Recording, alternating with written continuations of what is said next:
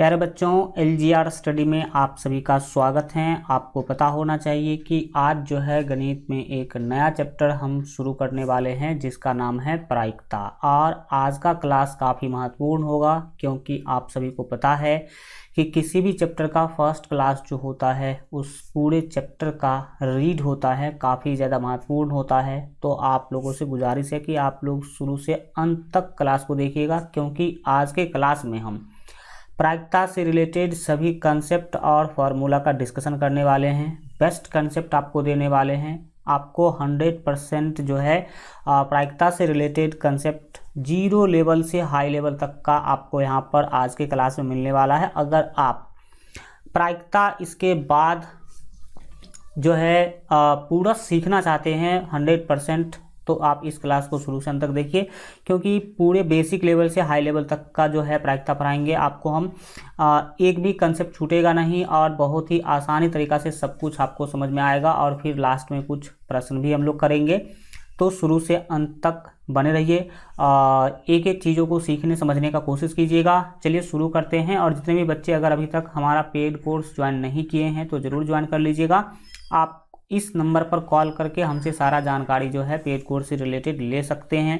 शुरू करेंगे, चीज़ों को सीखने समझने का शुरुआत करते हैं। और जितने भी प्यारे बच्चे अगर जो है आप अपने एग्जाम के बेहतर तैयारी के लिए सभी सब्जेक्ट का VBA ऑब्जेक्टिव क्वेश्चन का PDF, VBA सब्जेक्टिव क्वेश्चन का PDF, quick revision note, model paper, class note और ऑनलाइन टेस्ट बिल्कुल फ्री में प्राप्त करना चाहते हैं तो आप सब LGR स्टडी ऐप जरूर डाउनलोड कर लीजिए क्योंकि LGR स्टडी ऐप में ये सारा का सारा सुविधा बिल्कुल फ्री में आपको मिल जाएगा। वीडियो के डिस्क्रिप्शन में लिंक है या फिर आप लोग प्ले स्टोर से भी ऐप डाउनलोड कर सकते हैं। अब हम जानते हैं कि हमारे चैप्टर का नाम प्रायिकता है। शुरू कर लेते हैं। आप पूरा ध्यान अपना लगा लीजिए स्क्रीन पर और चीज़ों को केवल सीखने समझने का कोशिश कीजिए। हमारे चैप्टर का नाम प्रायिकता है। आपको पता होना चाहिए कि प्रायिकता क्या है और प्रायिकता का मीनिंग क्या होता है। तो देखिए, प्रायिकता को जनरली हम इंग्लिश में प्रोबेबिलिटी बोलते हैं और प्रायिकता का सीधा मतलब होता है संभावना। अगर हम एक शब्द में प्रायिकता का अर्थ बताने की कोशिश करें तो प्रायिकता का अर्थ क्या होता है? संभावना। ठीक है। और अगर इसे स्टैंडर्ड तरीका से बताने की कोशिश करें तो याद रखिएगा कि अनिश्चितता की माप को प्रायिकता कहते हैं। ये अनिश्चितता क्या है? यानी कि देखो, मनुष्य क्या है कि अपनी ज़िंदगी में पर डे जो है कुछ ऐसे वाक्य या फिर कुछ ऐसे शब्द बोलते रहते हैं जिसका घटित होना निश्चित नहीं है। जैसे हम कहते हैं कि कई बार अनुमान लगाते हैं। अनुमान लगाने का काम या फिर भविष्यवाणी करने का काम हम लोग करते रहते हैं। जैसे किसी व्यक्ति ने बोला कि आज भारत के मैच जीतने का चांस है। क्या बोला उसने? आज भारत के मैच जीतने का चांस है। तो वो क्या कर रहा? अभी मैच हुआ नहीं लेकिन वो क्या कर रहा? अनुमान लगा रहा। और आप अनुमान लगा भी सकते हैं, कोई दिक्कत नहीं है। तो उसने बोला कि आज भारत के मैच जीतने का चांस है। इसका क्या मतलब है? इसका मतलब है कि वह अनुमान लगा रहे हैं और उनके अनुमान का 100% गारंटी नहीं है। वो अनिश्चित चीज़ें हैं। जीतेगा कि नहीं जीतेगा वो क्या है? अनिश्चित है। इससे ऐसे ही कई लोग अनुमान लगाते रहते हैं कि संभावना है कि आज पेट्रोल का दाम घटेगा। तो संभावना है कि आज पेट्रोल का दाम घटेगा, तो आपके वाक्य में क्या था? संभावना शब्द था। क्या था? संभावना शब्द। तो संभावना शब्द जो है ये अनिश्चित चीज़ों को दिखाता है। भाई, संभावना है कि आज पेट्रोल का दाम घटेगा, इसका मतलब क्या है? इसका मतलब है कि घटेगा कि नहीं घटेगा, ये कोई फिक्स नहीं है। ये अनिश्चित चीज़ है। ये क्या है? अनिश्चित चीज़ है।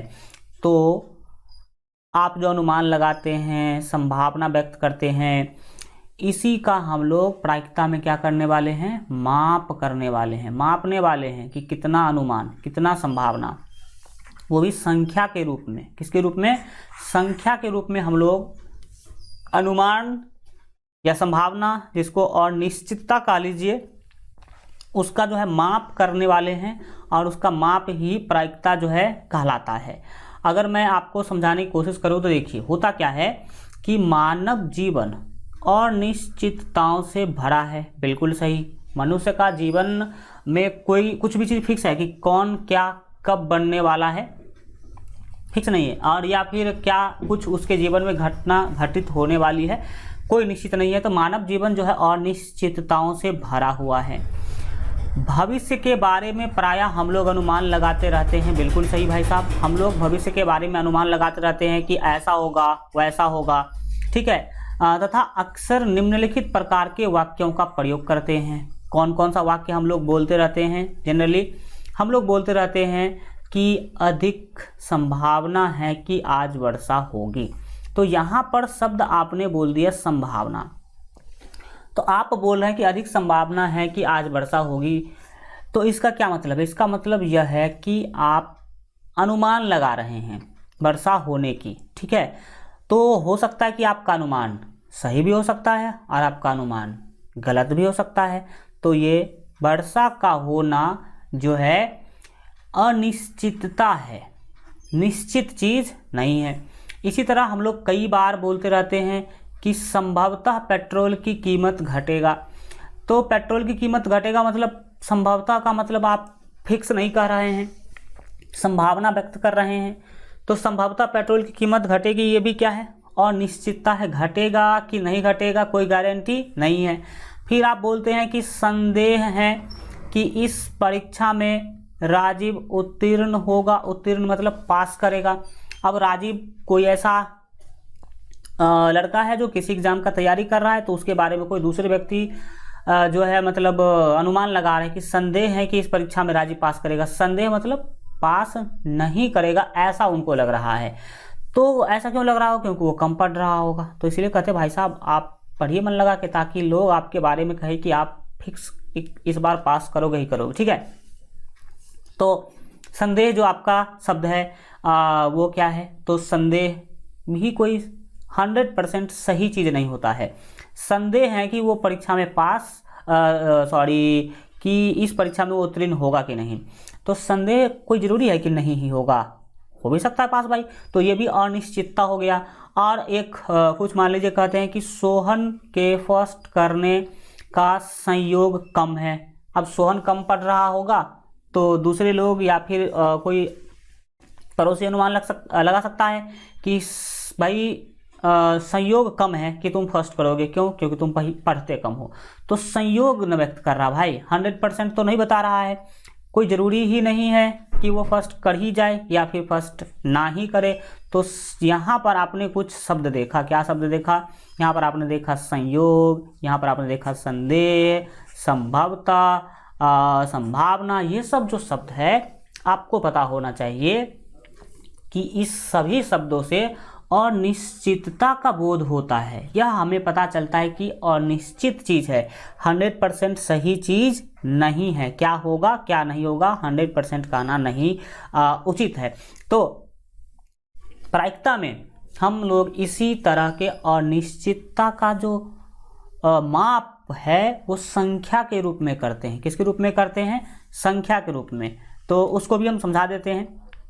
अब ये सभी तरह का अनिश्चितता देखने के बाद आप जानिए कि ऊपर दिए गए कथनों में जितने भी शब्द प्रयोग किए गए हैं, जैसे कि संभावना, संभवतः, संदेह, संयोग, ये जो है ना, इसमें अनिश्चितता का भाव है। इसमें क्या दिखता है? हमें अनिश्चितता दिखता है।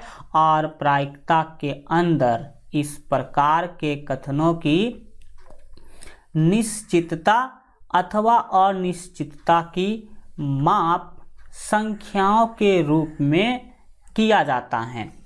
हम प्रायिकता के अंदर जो है इसी तरह के जो निश्चितता या अनिश्चितता है उसका माप किसके रूप में करेंगे? संख्या के रूप में करेंगे, जिसे प्रायिकता हम बोलेंगे। और याद रखिएगा कि प्रायिकता का जो मान है ना वो 0 से लेकर 1 तक होती हैं। इसके बारे में डिटेल जानकारी हम आपको आगे देने वाले हैं कि प्रायिकता का मान 0 से लेकर 1 तक होती है। इसका क्या मतलब है? प्रायिकता का मान 0 हो सकती है और 1 हो सकती है, और 0 और 1 के बीच में हो सकती है। ना तो 0 से छोटा होगा ना ही 0 से बड़ा होगा। तो ये आप अभी शॉर्टकट में समझिए, आगे पूरे डिटेल में हम आपके साथ चर्चा करने वाले। तो हमें अब विश्वास है कि आप लोग समझे होंगे कि प्रायिकता क्या है और प्रायिकता के अंदर हम क्या सीखने वाले हैं। अब कुछ महत्वपूर्ण परिभाषिक शब्द देखने वाले हैं, कुछ महत्वपूर्ण शब्दों का चर्चा करने वाले हैं जो प्रायिकता से संबंधित हैं। सबसे पहला है प्रयोग। प्रायिकता में हमें जो सबसे महत्वपूर्ण चीज जानना है वो क्या है, प्रयोग। प्रयोग को एक्सपेरिमेंट कहते हैं, इसीलिए इसको जनरली ई से सूचित करते हैं। प्रयोग को किससे सूचित करेंगे, ई से, प्रयोग को जनरली हमें सूचित करने की जरूरी नहीं पड़ती है, घटना को ई से करते हैं। तो हम आगे घटना के बारे में जानेंगे। सबसे पहले जाने कि प्रयोग क्या है। तो देखिए, वह क्रियाकलाप जिससे एक परिभाषित परिणाम प्राप्त होता है उसे प्रयोग कहते हैं। क्रियाकलाप मतलब काम, आप कोई ऐसा काम कर रहे हैं जिसका कुछ ना कुछ रिजल्ट मिल रहा हो। परिभाषित परिणाम का मतलब है कुछ ना कुछ आपको रिजल्ट मिल रहा हो, ठीक है। तो वो जो काम है ना आपका, वो प्रयोग कहलाएगा। जैसे सिक्का या पासा, पासा जानते हैं ना, पासा जैसे लूडो का जो पासा होता है जिसमें 1 से 6 तक लिखा होता है, लूडो खेलने वाला जिसमें 1 से 6 तक लिखा होता है, 6 साइड में, तो वो पासा है, ठीक है। तो सिक्का या पासा को उछालना एक प्रयोग है। अब आप सिक्का फेंकिए या पासा फेंकिए, सिक्का उछालिए या पासा उछालिए, कोई ना कोई तो रिजल्ट आपको मिलेगा ही मिलेगा। सिक्का उछालिएगा तो या तो हेड आएगा नहीं तो टेल आएगा, पासा उछालिएगा तो 1 से 6 तक कुछ भी आ सकता है। तो सिक्का फेंको या भाई पासा फेंको, कुछ ना कुछ आपको रिजल्ट मिलेगा ही मिलेगा, कुछ ना कुछ परिभाषित परिणाम मिलेगा ही मिलेगा। तो इसका मतलब है कि सिक्का या पासा का उछालना क्या है, एक प्रयोग है। सिक्का या पासा का उछालना प्रयोग है, ठीक है। ये केवल आप याद रखें। अब दूसरा चीज है हमारा घटना, कि भाई घटना क्या होता है। तो घटना को इंग्लिश में इवेंट कहते हैं, इसीलिए जनरली हम घटना को ई से सूचित करेंगे, याद रखिएगा। घटना को किससे सूचित करेंगे, ई से सूचित करेंगे। तो घटना है क्या, किसी प्रयोग के परिणाम को घटना कहते हैं। कैसे सर, हम लोग प्रयोग किसे कहते हैं, क्रियाकलाप को प्रयोग कहते हैं। जैसे कि आपने काम किया, सिक्का को उछाला या फिर पासा को उछाला, तो सिक्का को उछालना प्रयोग है। लेकिन सिक्का उछालने के बाद हेड आएगा या टेल आएगा, तो हेड का आना या टेल का आना घटना है। कुछ समझ में आया। उछालना क्या है भाई साहब, सिक्का को उछालना क्या है, उछालना एक प्रयोग है। यानी कि उछालना, तो जब आप उछालते हैं तो आप क्या कर रहे हैं, प्रयोग कर रहे हैं। और उछालने के बाद आपको जो परिणाम मिला, जो रिजल्ट मिला, उसी परिणाम को घटना कहते हैं। तो परिणाम में या तो हेड मिलेगा नहीं तो टेल मिलेगा। तो हेड का आना या टेल का आना क्या है, घटना है। कुछ समझा आपने। तो सीधी सीधी भाषाओं में समझ लीजिए कि किसी प्रयोग के परिणाम को घटना कहते हैं। इसे भी हम उदाहरण के तौर पे समझा देते हैं। देखिए, सिक्का को उछालना एक प्रयोग है। भाई उछालना क्या है, प्रयोग। आपने फेंका तो आपने क्या किया, प्रयोग किया। अब फेंकने के बाद जब वो गिरेगा जमीन पे तो या तो हेड आएगा या टेल आएगा, तो वही लिख दिए हैं। तथा उछालने के बाद चित यानी कि हेड का आना या पट यानी कि टेल का आना एक घटना है। कुछ समझा आपने। उसी तरह से पासा को फेंकना एक प्रयोग है, लेकिन फेंकने के बाद 1 से 6 में से किसी भी संख्या का ऊपर आना, जैसे 5 ऊपर आ गया तो 5 का आना क्या है, घटना है। तो हम आशा करते हैं कि घटना और प्रयोग आप समझे होंगे। इसके बाद प्यारे बच्चों बात करेंगे अभिप्रयोग का, जो कि जनरली हम इसे प्रयोग ही कह सकते हैं। तो क्या है, अभिप्रयोग एक क्रिया है जिससे एक या एक से अधिक परिणाम प्राप्त होते हैं। जैसे कि मान लीजिए आपने सिक्का को फेंका तो या तो हेड आएगा नहीं तो टेल आएगा। तो मान लिया हमने हेड आया तो एक परिणाम मिला, एक रिजल्ट मिला। एक सिक्का को फेंकेंगे तब, ठीक है, एक सिक्का को फेंकेंगे तब। किसी ने भाई साहब 2 सिक्का फेंक दिया, किसी ने 2 सिक्का फेंक दिया, तो 2 सिक्का फेंका तो रिजल्ट भी 2 मिलेगा। तो रिजल्ट भी 2 मिलेगा। रिजल्ट कैसे 2 मिलेगा, एक पर मान लीजिए कि हेड आ गया और दूसरे पर टेल आ गया, तो रिजल्ट 2 मिला कि नहीं मिला। कुछ समझ में आ रहा है कि नहीं आ रहा है। तो इसी तरह के जो जनरली अभिप्रयोग को आप प्रयोग कह सकते हैं, अभिप्रयोग को प्रयोग कह सकते हैं, इसे ट्रायल कहते हैं जनरली। तो अभिप्रयोग एक क्रिया है जिससे एक या एक से अधिक क्या है परिणाम आपको प्राप्त होता है, यह आप याद रखें। इसके बाद प्रायिकता ज्ञात करने का सूत्र हमें समझना बहुत ही ज़्यादा क्या है जरूरी है, जो अभी आप देखेंगे। और इसका जो है ना, इससे रिलेटेड जितना हम ज़्यादा क्वेश्चन का प्रैक्टिस करेंगे उतना ही जल्दी और उतना ही ज़्यादा ये फार्मूला आपको समझ में आएगा। तो अभी एक बार आप प्रायिकता निकालने का जो सूत्र है वो देख लीजिए।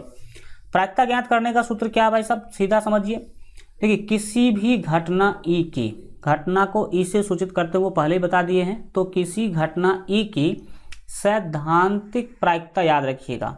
हम यहाँ पे सैद्धांतिक प्रायिकता पढ़ रहे हैं।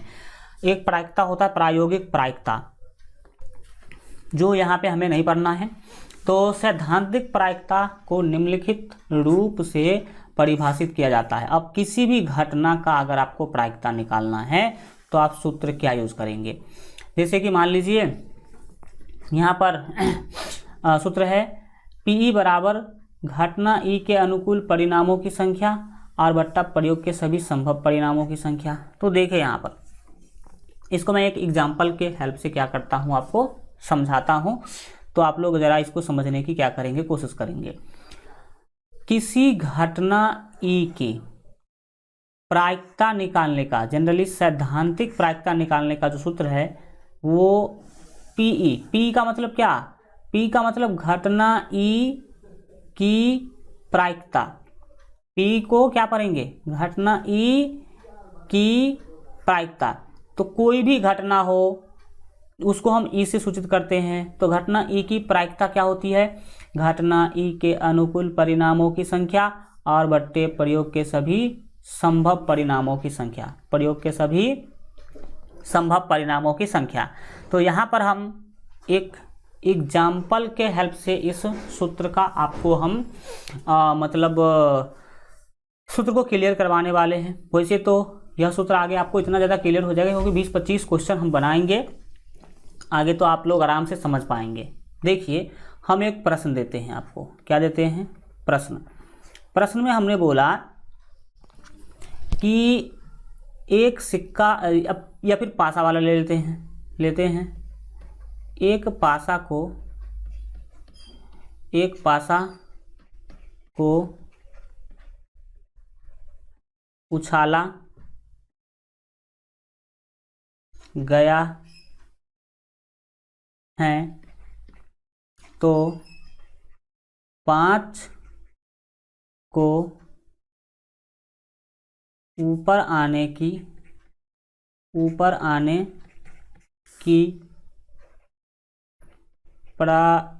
प्रायिकता ज्ञात करें। प्रायिकता क्या करें, ज्ञात करें। अब समझिए बातों को कि इसका प्रायिकता हम कैसे निकाल सकते हैं। जब प्यारे बच्चों आप हल करने के लिए जाइए तो सबसे पहले आप यह पता कीजिए कि प्रयोग के सभी संभव परिणामों की संख्या क्या है। आप प्रयोग कर रहे हैं पासा उछालने का, आप प्रयोग कर रहे हैं पासा उछालने का। तो यहाँ पर हम सबसे पहले लिखेंगे यहाँ प्रयोग के सभी संभव परिणामों की संख्या। दो चीज देखिए, प्रायिकता जब कभी भी निकालने के लिए जाइए तो दो चीज निकाल लीजिए। पहला तो आप निकालिए प्रयोग के सभी संभव परिणामों की संख्या और दूसरा निकालिए घटना ई के अनुकूल परिणामों की संख्या और प्रायिकता फिर निकल जाएगा। तो यहां पर लिखते हैं प्रयोग के सभी संभव परिणामों की, सभी संभव परिणामों की संख्या बताइए कितना होगा भाई साहब। तो प्रयोग के सभी संभव परिणामों की संख्या कितना हो सकता है। यहाँ पर अगर हम क्वेश्चन के हेल्प से आपको यह पूछ ले, हल्का इसको अच्छा से लिखते हैं, मतलब कचरा टाइप लग रहा है, एक सेकंड दीजिएगा आप। हम क्या करना चाहते हैं, तो प्रयोग के सभी संभव परिणामों की लिखेंगे, प्रयोग के सभी संभव परिणामों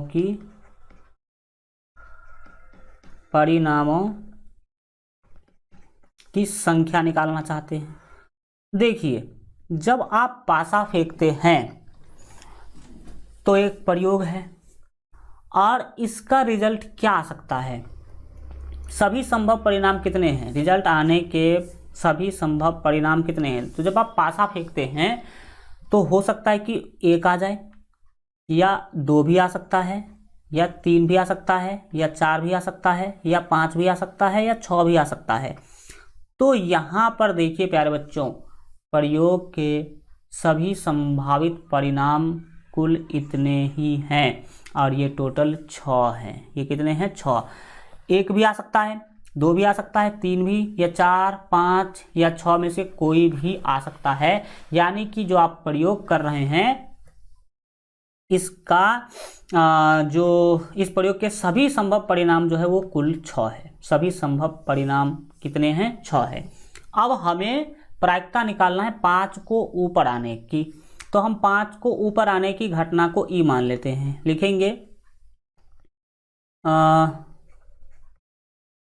माना कि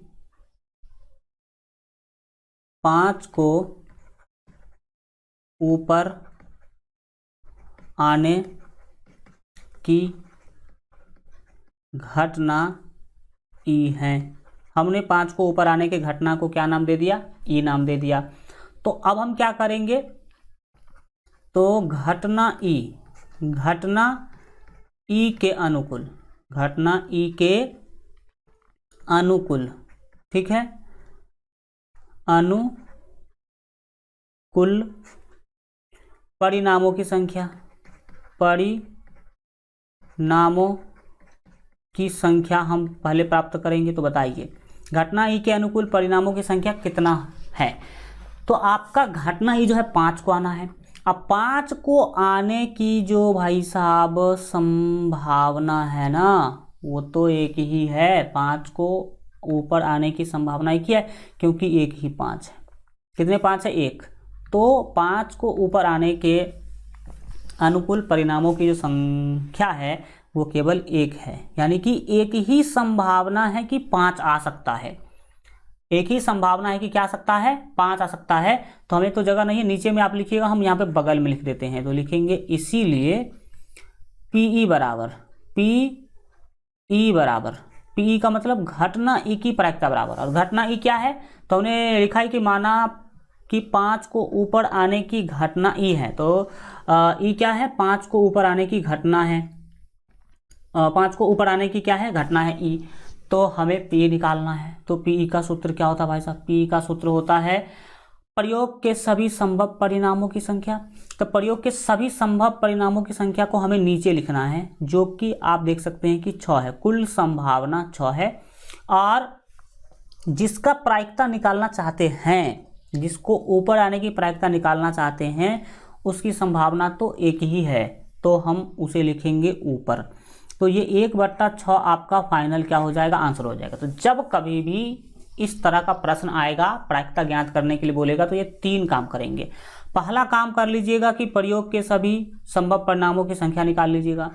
दूसरा काम, जो जिस भी घटना का आप प्रायिकता निकालना चाहते हैं उसको ई मान लीजिएगा। और तीसरा काम, घटना ई के अनुकूल परिणामों की संख्या निकाल लीजिएगा। और फिर चौथा, आप पीई निकाल लीजिएगा। तो यही 4 काम है पूरे प्रायिकता में। यही 4 काम प्यारे बच्चों हम लोग करने वाले हैं। अब आपने समझा कि आखिर प्रायिकता निकालने का जो सूत्र है, घटना ई के अनुकूल परिणामों की संख्या और बट्टे प्रयोग के सभी संभव परिणामों की संख्या, ये क्या है। ये हम आशा करते हैं कि आप लोग समझे होंगे। और अगर आपको हल्का भी दिक्कत हो तो टेंशन मत लो, क्योंकि अभी तो क्लास शुरू ही हुआ है। और जब प्रायिकता पूरा पढ़ेंगे ना, तो इस क्वेश्चन का और इस तरह का क्वेश्चन और इस फार्मूला का हम लोग कई बार यूज करेंगे, तो और डिटेल में आप लोग क्या कर पाएंगे, समझ पाएंगे। तो ये था घटना ई का प्रायिकता निकालने का सूत्र। अब हम कुछ महत्वपूर्ण बिंदु पर बात करेंगे, जिसमें से सबसे पहला है प्रारंभिक घटना। भाई साहब, प्रारंभिक घटना क्या होता है? तो याद रखिएगा कि किसी प्रयोग की वह घटना जिसका केवल एक ही परिणाम हो उसे प्रारंभिक घटना कहते हैं। जैसे सर, तो हम आगे आपको बताने वाले हैं कि जैसे क्या है, मतलब वैसा कोई घटना, वैसा प्रयोग जिसका मतलब केवल एक ही रिजल्ट आ सकता है। क्या लिखा कि किसी प्रयोग की वह घटना जिसका केवल एक ही परिणाम हो। कोई ऐसा आपने प्रयोग किया जिसका केवल एक ही रिजल्ट हो तो उसे प्रारंभिक घटना कहेंगे। जैसे सिक्का को उछाला, तो सिक्का उछालिएगा तो या तो हेड आएगा नहीं तो टेल आएगा। टेल और हेड दोनों एक बार तो नहीं आ जाएगा। तो सिक्का को उछालना भी सर सिक्का को उछालना और उछालने के बाद हेड या टेल का आना भी प्रारंभिक घटना है। हेड या टेल का आना भी क्या है? प्रारंभिक घटना है। और याद रखिए कि किसी प्रयोग के सभी प्रारंभिक घटनाओं की प्रायिकताओं का जो योग है ना वो एक होता है। योग कितना होता है? एक होता है। इस चीज़ों को हम एक उदाहरण के हेल्प से आपको समझा रहे हैं। देखिए जैसे क्या होता है, किसी सिक्का को एक बार उछालना प्रारंभिक घटना का एक उदाहरण है। अगर आप किसी सिक्का को एक बार उछालते हैं तो आपने सिक्का को जो उछाला वो क्या है? प्रारंभिक घटना है। भाई क्यों? क्योंकि यदि एक सिक्का को एक बार उछालते हैं तो चित्त या पट में से किसी एक को ऊपर आने की संभावना होती है। ऐसा तो होगा नहीं कि दोनों ऊपर आ जाएगा। तो ये जो घटना है सिक्का को उछालना वो प्रारंभिक घटना है, क्योंकि यहाँ पर परिभाषा में ही बोला गया था कि किसी प्रयोग की वह घटना जिसका केवल एक ही परिणाम हो उसे प्रारंभिक घटना कहते हैं। तो यहाँ पर आपने देखा कि सिक्का का उछालना एक प्रारंभिक घटना है। और क्यों है यह भी आपने देखा। दूसरा बात अब हम समझना चाहते हैं इस वाले लाइन को। ये लाइन क्या बोलता है कि किसी प्रयोग के सभी प्रारंभिक घटनाओं की प्रायिकता का योग एक होता है। तो देखिए भाई साहब, अगर आप एक सिक्का को उछाल रहे हैं तो सिक्का को उछालिएगा तो कितनी घटनाएं हो सकती है? दो घटनाएं हो सकती है। या तो हेड ऊपर आ सकता है या टेल आ सकता है ऊपर। तो इस लाइन के कहने का मतलब है कि किसी प्रयोग के, आपने प्रयोग किया सिक्का उछालने का, तो प्रयोग के सभी प्रारंभिक घटनाओं की प्रायिकताओं का योग। अब सिक्का उछाला हमने तो दो ही घटना हो सकती है, या तो हेड आएगा ऊपर या नहीं तो टेल आएगा। तो इस दोनों घटना के प्रायिकता का योग, जैसे लिखा है कि सभी प्रारंभिक घटनाओं की प्रायिकताओं का योग, तो इसका मतलब है कि इस दोनों घटना के प्रायिकताओं का जो योग है ना वो एक होगा। वो कितना होगा? एक होगा। तो चलिए हम इसको सिद्ध करके देखते हैं कि कैसे किसी प्रयोग के सभी प्रारंभिक घटनाओं की प्रायिकताओं का योग एक होता है कि नहीं होता है। अब प्यारे बच्चों देखिए, हम सिक्का वाला ही उदाहरण ले लेते हैं। यहां अगर हम बात करें कि हेड आने की प्रायिकता क्या होगी, है ना, यहां अगर हम हेड आने की प्रायिकता को ज्ञात करने का अगर काम करेंगे, यानी कि पीएच का मतलब है हेड आने की प्रायिकता, तो बताइए हेड आने की प्रायिकता कितनी होगी। तो प्यारे बच्चों आप सभी ने पढ़ा है कि किसी भी घटना का प्रायिकता निकालने के लिए क्या करते हैं? घटना के अनुकूल सभी संभव परिणामों की संख्या नीचे लिखते हैं। तो आप प्रयोग के सभी संभव परिणामों की संख्या, प्रयोग के सभी संभव परिणामों की संख्या नीचे लिखते हैं। तो यहाँ पर सिक्का उछालने का आपने प्रयोग किया है तो इसमें कितने परिणाम आने की संभावना है? तो दो ही है। या तो हेड आएगा नहीं तो टेल आएगा। तो प्रयोग के सभी संभव परिणामों की संख्या दो हो गई। अब आप चाहते क्या है? हेड आना। तो हेड आने की संभावना कितनी है? तो एक है। तो 1/2 हो जाएगी। यानी कि सिक्का उछालिएगा तो 1/2 का मतलब आधा संभावना है कि हेड आएगा। ठीक है, आधा संभावना है कि क्या आएगा? हेड आएगा। तथा मैं बात करूं कि भाई साहब टेल आने की प्रायिकता क्या होगी? क्या आने की? टेल आने की प्रायिकता क्या होगी? तो आप वही भी बोलेंगे फिर से कि सर जी जब सिक्का उछालते हैं तो कुल संभावना 2 होते हैं और टेल आने की उसमें संभावना एक ही है। तो इसका मतलब टेल आने की भी संभावना यानी कि प्रायिकता जो है 1/2 हो गया। तो यहाँ पर हम देखना चाहते हैं कि दो घटना था सिक्का उछालने के बाद, तो दोनों घटनाओं की जो प्रायिकता है उसका योग एक हो पा रहा है कि नहीं हो पा रहा है, यह हम यहाँ पर आपको दिखाने की कोशिश करते हैं। तो देखिए इसका मतलब इस लाइन के कहने का मतलब है कि हेड आने की प्रायिकता और टेल आने की प्रायिकता को योग कीजिएगा, यानी कि जोड़िएगा तो 1 मिलेगा। तो करके देखिए, लिखेंगे इसीलिए पी एच प्लस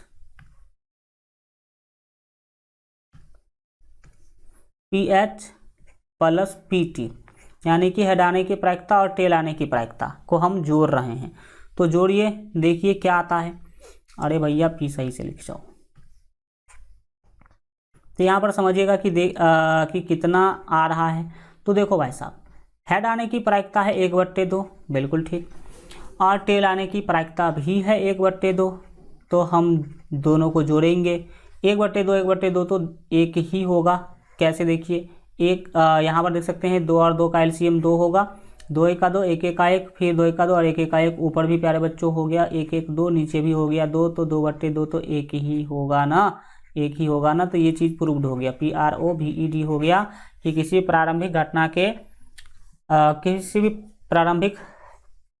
किसी भी प्रयोग के सभी प्रारंभिक घटनाओं का जो योग है वो 1 होगा। ठीक है, आप ऐसा पासा के साथ भी कर सकते हैं। पासा में क्या कीजिएगा, पहले आप यह से देखिए कि पासा में कितने प्रारंभिक घटना हो सकते हैं। तो 6 हो सकते हैं, या तो 1 आ सकता है या 6 भी आ सकता है।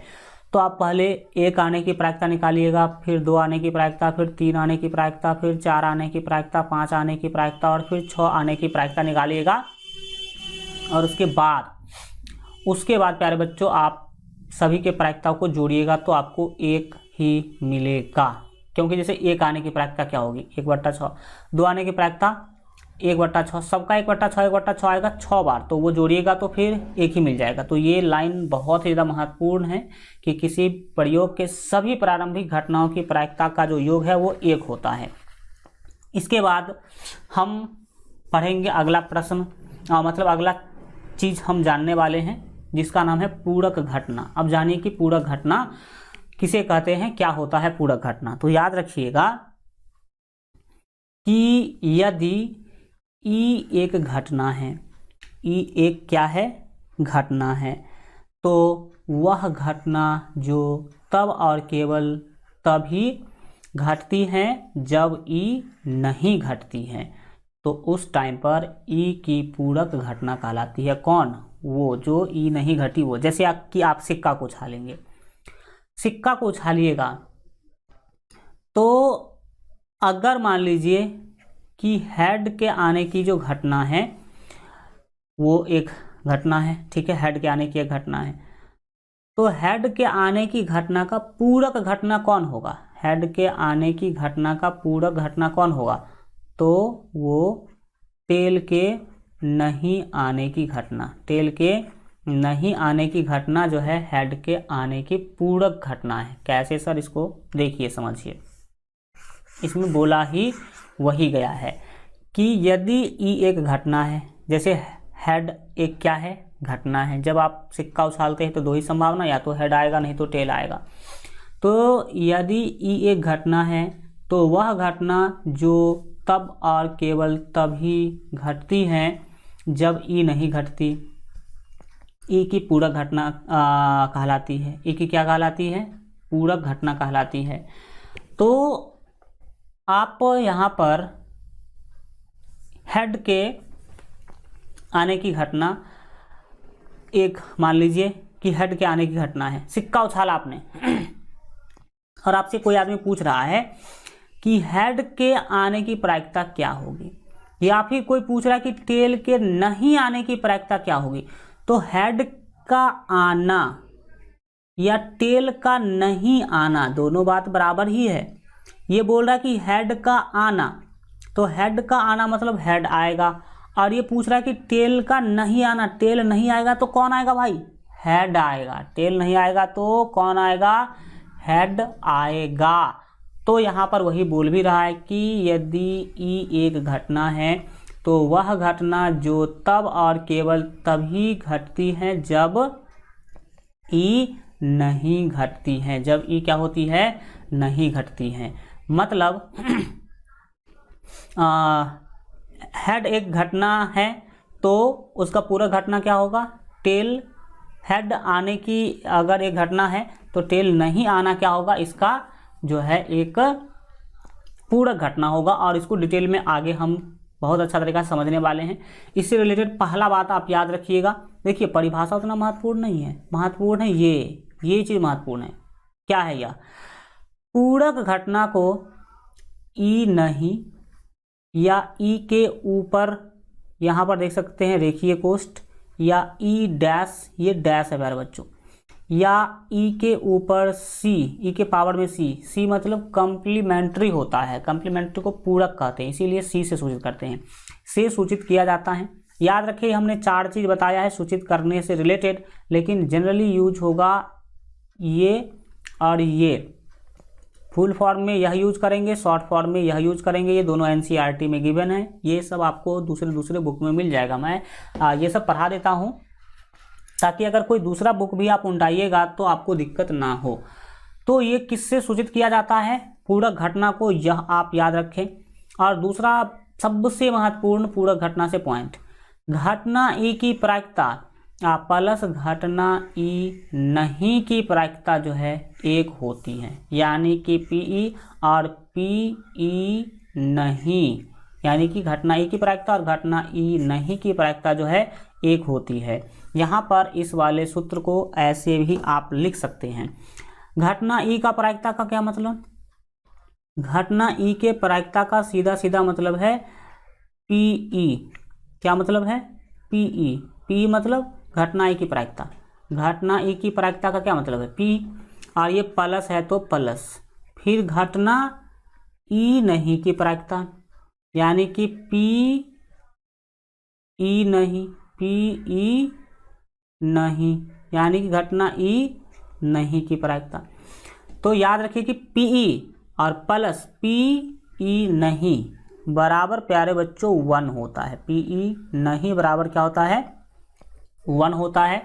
इसी से आप यहाँ पर अलग अलग सूत्र निकाल सकते हैं। जैसे कि मान लीजिए कि अगर पी निकालना हो, पी ई निकालना हो, तो पी बराबर क्या होगा? दाहिने में 1 है और पी ई नहीं उस साइड भेजिएगा तो माइनस पी ई नहीं, पी ई नहीं, पी ई नहीं होगा। यहाँ पर ये सूत्र आप निकाल सकते हैं। एक सूत्र आप ऐसे भी निकाल सकते हैं कि पी ई नहीं बराबर पी ई नहीं बराबर क्या होगा? तो पी ई नहीं बराबर क्या होगा? तो देखिए 1 तो दाहिने में है, आप पी ई नहीं को बाएं रख रहे हैं तो पी ई को दाहिने भेजिए, 1 माइनस पी ई, 1 माइनस क्या होगा? पी ई होगा। तो ये एक ही सूत्र से सभी निकला हुआ चीज़ है। आप इसको दूसरे रूप में भी लिख सकते हैं। दूसरे रूप में कैसे लिख सकते हैं तो वो देख लीजिए। दूसरे रूप में आप ऐसे लिख सकते हैं, इसी चीज़ों को आप पी ई और प्लस पी ई के ऊपर डैश से भी लिख सकते हैं। तो ये भी पी ई और प्लस पी ई नहीं और बराबर में जो 1 होता है तो वो आप 1 क्या कर सकते हैं? लिख सकते हैं। अब इससे भी आप क्या कर सकते हैं? 2-3 तरह का फॉर्मूला निकाल सकते हैं। अगर आपको पी ई का मान चाहिए, पी ई का क्या चाहिए? मान चाहिए, तो आप 1 माइनस पी ई नहीं, पी ई नहीं, इसके ऊपर रेखीय कोष्ठ लगा देना, तो ये लिख सकते हैं। या फिर इसको आप इस तरह से भी लिख सकते हैं। अगर पी ई नहीं का मान चाहिए, पी ई नहीं का आपको मान चाहिए, तो आप 1 माइनस पी ई लिख सकते हैं। 1 हल्का अच्छा से लिख देते हैं। क्या लिख सकते हैं? 1 माइनस पी ई, 1 माइनस आप पी ई लिख सकते हैं, 1 माइनस पी ई लिख सकते हैं। तो ये सबसे ज़्यादा महत्वपूर्ण है सूत्र। सबसे ज़्यादा महत्वपूर्ण कौन है? सूत्र। परिभाषा किसी का भी महत्वपूर्ण नहीं है। अब यहाँ पर हल्का जो मैंने आपको एग्जाम्पल समझाया था ना कि हेड का आना या टेल का नहीं आना, वो हल्का उसमें मिस्टेक है, हम आपको आगे उसको करेक्ट करके बताते हैं। तो ये सूत्र आप याद रखें। ये सूत्र कब जरूर पड़ेगा? मान लीजिए कि किसी घटना ई की प्रायिकता दे दिया आपको और पूछा कि ई नहीं की प्रायिकता निकालो, तो 1 माइनस सॉरी ई नहीं की प्रायिकता दे दिया और पी का पूछा तो आप 1 माइनस ई नहीं कर दीजिएगा। आइए हम इस पर और अधिक चर्चा करते हैं और कुछ क्वेश्चन के हेल्प से समझते हैं। जैसे देखिए यहाँ पर एक पासा को फेंका जाता, उदाहरण के तौर पे हम समझाते हैं। तो निम्नलिखित की प्रायिकता आपको ज्ञात करने के लिए बोला गया। पहला 5 आने की प्रायिकता और दूसरा 5 नहीं आने की प्रायिकता। तो 5 का आना जो है ना प्यारे बच्चों वो पी ई है। 5 का आना क्या है? पी ई है। अब 5 का नहीं आना क्या है? 5 का नहीं आना पी ई नहीं है। पी ई नहीं, ई नहीं मतलब 5 नहीं आएगा। 5 नहीं आने की घटना, 5 नहीं आने की घटना। तो आपको पी निकालना, दूसरा पी ई नहीं निकालना है। जैसे तो आपने अब तो आप समझ गए होंगे कि पूरा घटना क्या है। कोई अगर प्रयोग है उसमें एक तो 5 आने की घटना पूछ रहा है और दूसरा 5 नहीं आने की प्रायिकता पूछ रहा है। तो ये दोनों एक दूसरे का पूरक घटना है। 5 नहीं आएगा तो 5 को छोड़ करके बाकी सब आएगा, और 5 आएगा तो 5 आएगा, बाकी सब नहीं आएगा। तो दोनों का योग हमेशा एक होगा। वो भी हम आपको अभी प्रूव करके क्या करेंगे, बताएंगे। हमें 5 आने की प्रायिकता और 5 नहीं आने की प्रायिकता क्या करना है, निकालना है। तो चलिए हम आपको इसे बहुत ही प्यारे तरीका से क्या करते हैं, हल करके समझाने की कोशिश करते हैं। यहाँ पर समझने की कोशिश कीजिएगा। जब कभी भी हम क्वेश्चन सॉल्व करने के लिए जाएंगे तो प्रयोग के सभी संभव परिणामों की संख्या लिखेंगे। तो यहाँ पर हम सबसे पहले क्या लिखेंगे, लिखेंगे यहाँ प्रयोग के सभी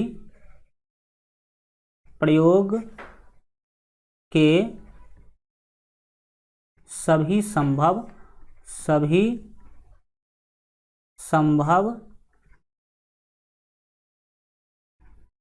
परिणामों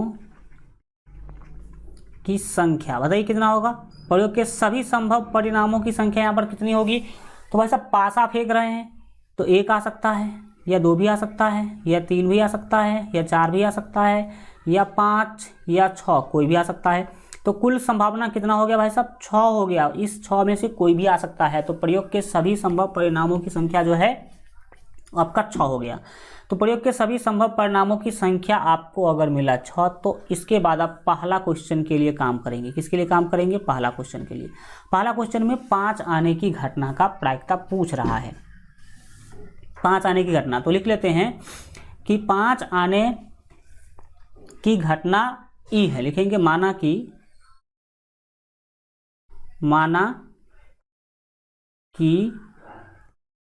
5 आने की घटना ई है। हमने 5 आने के घटना को ई मान लिया। 5 आने के घटना को ई मान लिया। माना कि 5 आने की घटना ई है। अब हम आपको क्या बोले थे कि जो घटना होगा उसको ई मान लीजिएगा और फिर ई के अनुकूल परिणामों की संख्या लिखिएगा। तो लिखेंगे ई के अनुकूल परिणामों की संख्या, ई के अनुकूल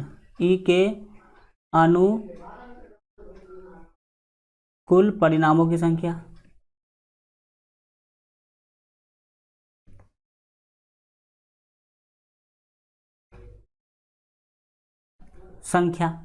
हम क्या निकालेंगे? तीसरा काम तो ई के अनुकूल परिणामों की संख्या निकालेंगे। तो ई के अनुकूल परिणाम क्या है भाई साहब?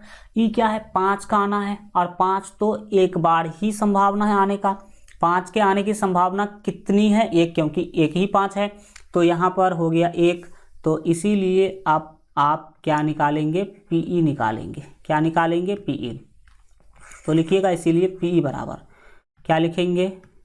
इसीलिए पीई बराबर ई बराबर मतलब ई की घटना ई की प्रायिकता। तो पी क्या होगा? हम फार्मूला पढ़ाए आप लोगों को।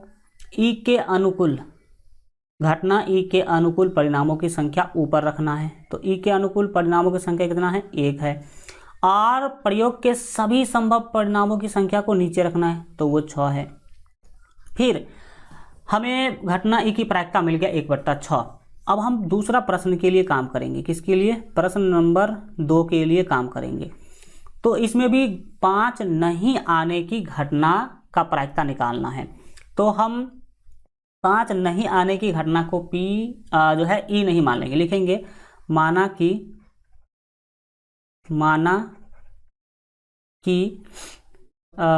5 नहीं आने की घटना E नहीं है। नहीं है। इसको इन्वर्टेड कॉमा कर देते हैं। E नहीं है। हमने मान लिया कि 5 आने की घटना क्या है? E नहीं है। तो हमें E नहीं के अनुकूल परिणामों की संख्या क्या करना होगा? देखना होगा। तो लिखेंगे E नहीं के अनुकूल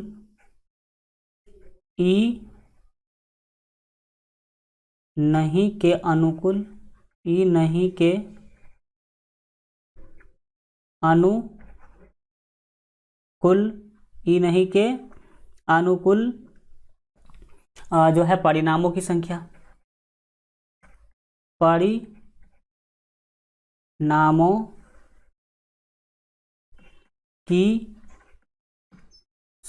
जरा प्यारे बच्चों आप बताइए 5 नहीं आने की घटना का प्रायिकता निकालना है। आप चाहते हैं कि 5 न आए, तो 5 अगर नहीं आएगा कब बोलेंगे कि आप कब बोलेंगे कि 5 नहीं आया? तो 1 आ जाए, 2 आ जाए, 3 आ जाए, 4 आ जाए या 6 आ जाए, तो आप बोलेंगे कि 5 नहीं आया। तो 5 नहीं आने के अनुकूल जो संभावना है वो 5 है। 5 नहीं आने के अनुकूल, 5 नहीं आने के अनुकूल कौन कौन है? 1 भी है, 2 भी है, 3 भी है, 4 भी है और 6 है।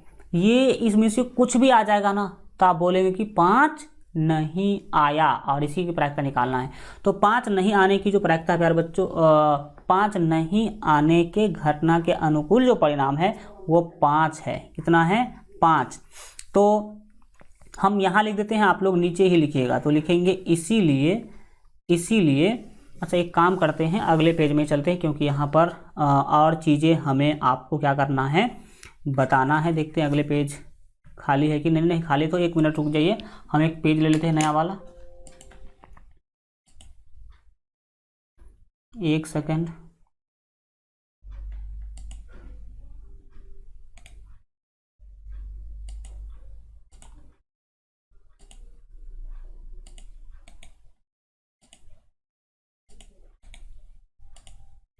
चलिए, एक न्यू पेज हमें मिल चुका है।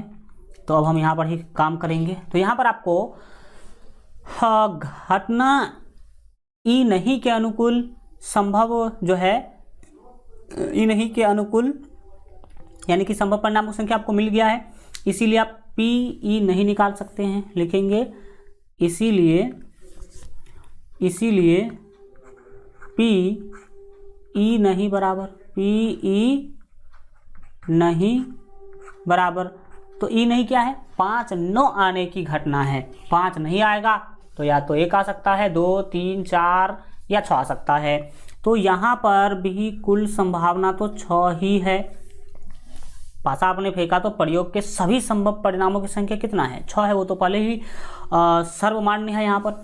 और उसके बाद आपके E नहीं के अनुकूल परिणामों की संख्या कितना है? 5 है। तो ये हो जाएगा, ऊपर लिख देंगे 5, यानी कि E नहीं आने की जो प्रायिकता है वो हो गया 5। अब एक बात बोला गया था यहाँ पर, क्या बोला गया था? वो बोला गया था कि घटना E की प्रायिकता और प्लस घटना E नहीं की प्रायिकता बराबर 1 होता है। तो चलिए हम इस चीज़ों को प्रूव करके देखते हैं। तो लिखेंगे यहाँ नोट में लिख देते हैं, नोट करके लिखेंगे। बिल्कुल ठीक है।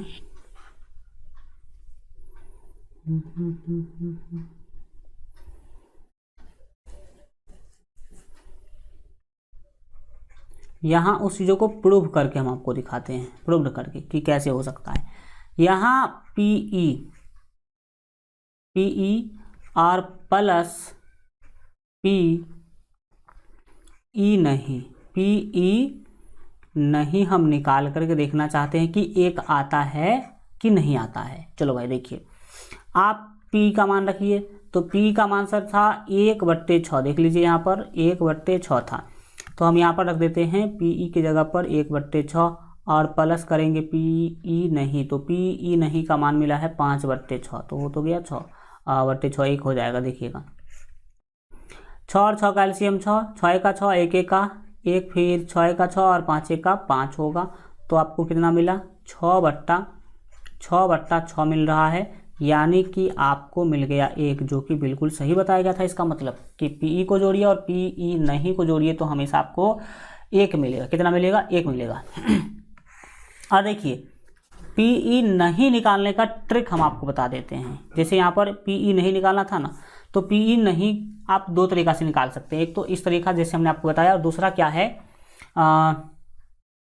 सेकेंड मेथड जो है, इसीलिए हम सेकेंड मेथड अप्लाई कर सकते हैं कि PE नहीं निकालने का जो सूत्र है उससे भी आप निकाल सकते हैं, 1 PE करके। तो देखिए निकाल करके PE नहीं क्या आता है, ये तो सर 1 है, आप इसको 1/1 बोल सकते हैं। जो 1 है इसको आप 1/1 क्या कर सकते हैं, बोल सकते हैं। माइनस है तो माइनस, और PE का मान कितना आया था? PE का मान आया था सर 1/6, 1/6 आया था, तो 1/6 आप यहाँ पर लिख दीजिए। और फिर देखिए कि आपको PE नहीं का मान इस तरीका से भी मिल सकता है। 1 और 6 का एलसीएम 6, 1 छक्के 6, 6 1 का 6, माइनस है तो माइनस, 6 1 का 6 और 1 1 का 1। तो आप देखिए कि क्या आंसर आया। 6 में से 1 घटाइएगा तो ऊपर मिलेगा 5 और नीचे मिलेगा 6। तो ये देखिए आंसर है कि नहीं। तो दोनों आंसर 5/6 और 5/6 आया। तो PE नहीं जो है आप इस तरीका से भी क्या कर सकते हैं, निकाल सकते हैं, यह आप याद रखें। तो ये चीज़ आपको समझ में आया, पूरक घटना।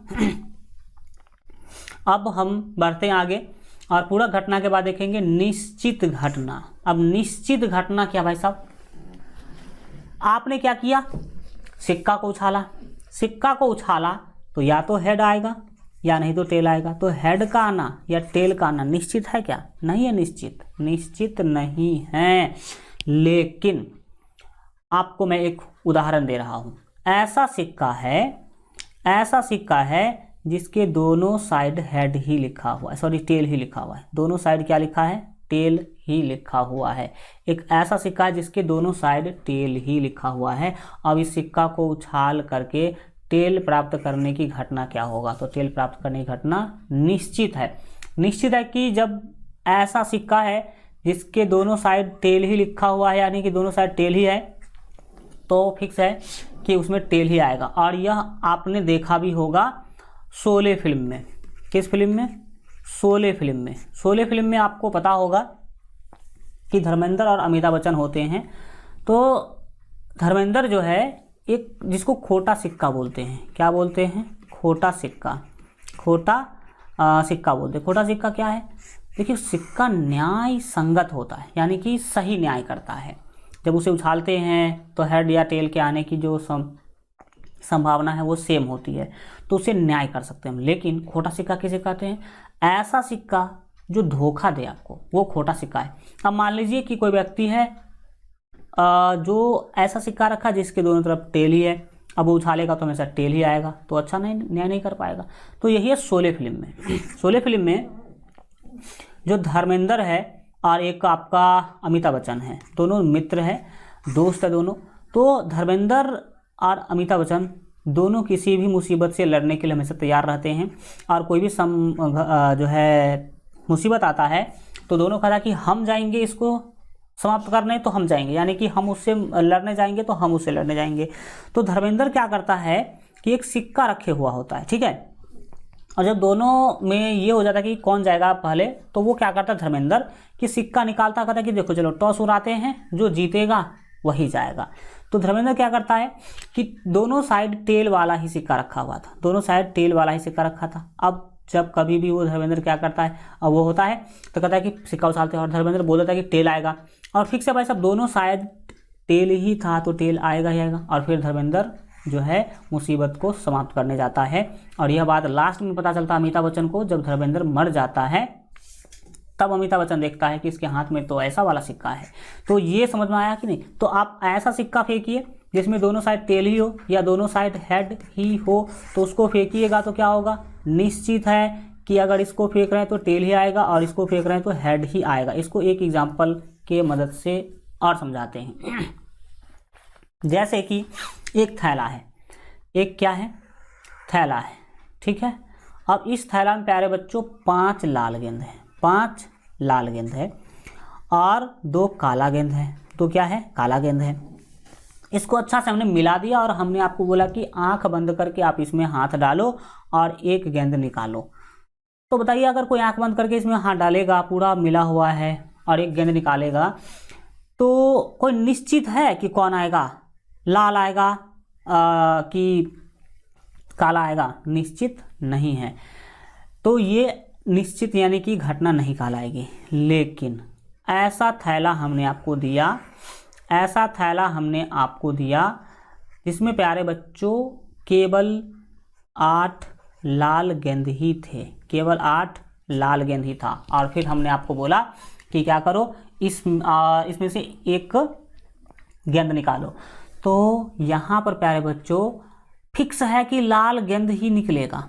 तो इस तरह के थैला से लाल गेंद निकालने की जो घटना है वो कहलाएगी प्यारे बच्चों निश्चित घटना। निश्चित है कि लाल ही आएगा, निश्चित है कि क्या आएगा? लाल ही आएगा। तो अब परिभाषा पढ़िए। वैसी घटना जिसका घटित होना निश्चित हो उसे निश्चित घटना कहते हैं। समझा आपने?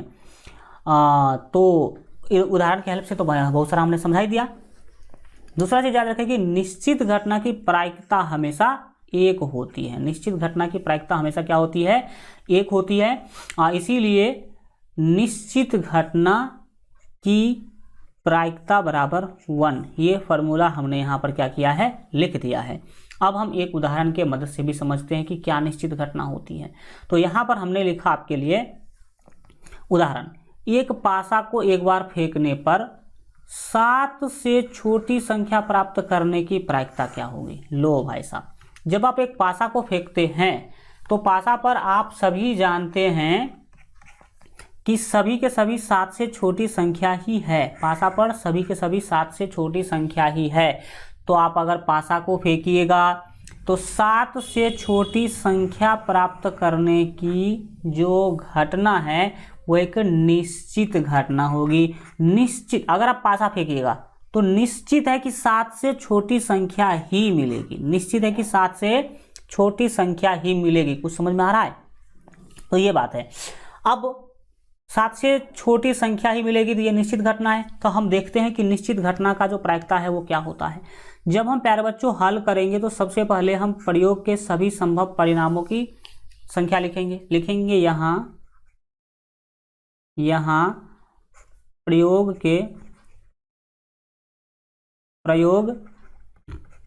के सभी संभव परिणामों की संख्या। बताइए कि प्रयोग के सभी संभव परिणामों की संख्या क्या हो सकती है। तो पासा फेंके हैं तो 1 आएगा, या नहीं तो 2 आएगा, नहीं तो 3 आएगा, नहीं तो 4 आएगा, नहीं तो 5 आएगा, नहीं तो 6 आएगा। तो कुल संभावना कितना हो गया भाई साहब? 6 हो गया। फिक्स है कि इस 6 में से ही कोई आएगा। तो प्रयोग के सभी संभव परिणामों की संख्या 6। अब दूसरा, हम 7 से छोटी संख्या प्राप्त करने की जो है घटना है आपके पास। तो इस घटना को ई मान लेते हैं। लिखेंगे माना कि 7 से छोटी संख्या, 7 से छोटी संख्या प्राप्त करने की घटना ई है। घटना ई है। हमने मान लिया कि 7 से छोटी संख्या प्राप्त करने की घटना क्या है? ई है। दूसरा काम आप भी हमेशा यही कीजिएगा प्रायिकता निकालने के टाइम पर। और तीसरा काम, ई के अनुकूल संभव परिणामों की संख्या लिखिएगा। तो लिखेंगे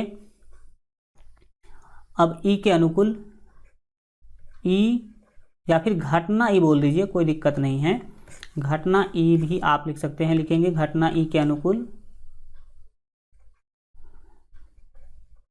घटना ई के अनुकूल, ई के अनुकूल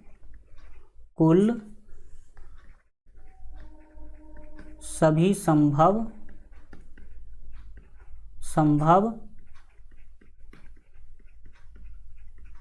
परिणामों की संख्या। भाई साहब घटना ई क्या है? तो घटना ई जो है 7 से छोटी संख्या प्राप्त करना है। तो 7 से छोटी संख्या प्राप्त करने की घटना क्या क्या हो सकती है? अगर आपको 1 से 6 में से कुछ भी आ गया तो आप बोलेंगे 7 से छोटी संख्या आया। तो 7 से छोटी संख्या प्राप्त करने की जो संभावना है वो कौन कौन सा हो सकता है? परिणाम कौन कौन? 1 आ जाए, या 2 आ जाए, या 3 आ जाए, या 4 आ जाए, या 5 आ जाए, या 6 आ जाए। इसमें से कुछ भी आ जाएगा तो आप बोलिएगा कि 7 से छोटी संख्या आया। तो यहाँ पर घटना ई के अनुकूल सभी संभव परिणामों की संख्या भी 6 ही है। यही तो निश्चित घटना है। अब लिखेंगे इसीलिए पीई बराबर, क्या लिखेंगे? इसीलिए पीई बराबर, पीई का मतलब घटना ई की प्रायिकता। तो घटना ई का प्रायिकता निकालने का सूत्र हमने आपको बताया है। प्रयोग के सभी संभव परिणामों की संख्या रखना है नीचे, और घटना ई के अनुकूल परिणामों की संख्या रखना है ऊपर। तो 6/6 हुआ, 6/6 कितना होगा? 1 होगा। वेल डन, हमें मिल गया कि फिक्स है कि जो निश्चित घटना है उसकी प्रायिकता 1 ही होगी। अब निश्चित घटना आपने समझा कि वह घटना जिसका घटित होना फिक्स है कि वही आएगा, तो वो निश्चित घटना कहलाएगा। और निश्चित घटना का जस्ट उल्टा है असंभव घटना। असंभव घटना नाम से ही स्पष्ट है कि ऐसा हो ही नहीं सकता है, ऐसा हो ही नहीं सकता है। तो असंभव घटना क्या समझिए? वैसी घटना जिसका घटित होना असंभव हो उसे असंभव घटना कहते हैं। जैसे एग्जाम्पल के हेल्प से अगर हम आपको समझाएं तो मान लीजिए कि एक पासा को फेंका गया और पासा को फेंकने के बाद 9 प्राप्त करने की घटना संभव है क्या? नहीं है संभव। आप पासा फेंक रहे हैं और पूछेगा कि बताइए कि 9 आने की संभावना कितनी है? तो 0 है। 9 आने की संभावना 0 है क्योंकि पासा पर 1 से 6 तक ही लिखा हुआ है, तो 9 आएगा ही नहीं। और एक एग्जाम्पल से और समझ लीजिए, मान लीजिए कि यह थैला है और इस थैला में प्यारे बच्चों क्या है कि 12 लाल गेंद है। 12 लाल गेंद है और आप किसी बच्चा को बोलते हैं कि इसमें से क्या करो, एक गेंद बिना देखे निकालो, और उस बच्चा ने एक गेंद निकाला। तो उस बच्चा ने जो गेंद निकाला उसके काला होने की प्रायिकता, क्या होने की प्रायिकता? काला होने की प्रायिकता। बताओ भाई, इसमें काला गेंद है ही नहीं तो काला गेंद निकलेगा? तो काला गेंद निकलने की जो घटना है ना वो असंभव है, हो ही नहीं सकता है। उसमें सारे के सारे 12 लाल गेंद, तो काला गेंद निकलने की घटना असंभव घटना है, हो ही नहीं सकता, हो ही नहीं सकता। तो ये आप क्या करें समझे, यहाँ पर हमने लिख भी दिया है कि असंभव घटना की प्रायिकता 0 होती है। सबसे महत्वपूर्ण यही है। और इसी को शॉर्टकट में पी असंभव घटना, यानी कि असंभव घटना की प्रायिकता बराबर 0 आप बोल सकते हैं। इसी को एक उदाहरण के मदद से हम क्या करते हैं समझते हैं। क्या है?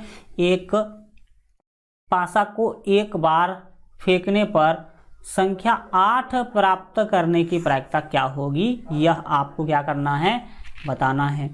संख्या 8 प्राप्त करने की प्रायिकता। तो देखो भाई, 8 आएगा कभी क्या? कभी भी नहीं आएगा। 8 कभी भी नहीं आएगा। अगर पूरा प्रोसेस के साथ हम बनाने का कोशिश करें, पूरा प्रोसेस के साथ बनाने का कोशिश करें तो क्या होगा? लिखेंगे यहाँ प्रयोग के सभी संभव परिणामों की संख्या। प्रयोग के सभी संभव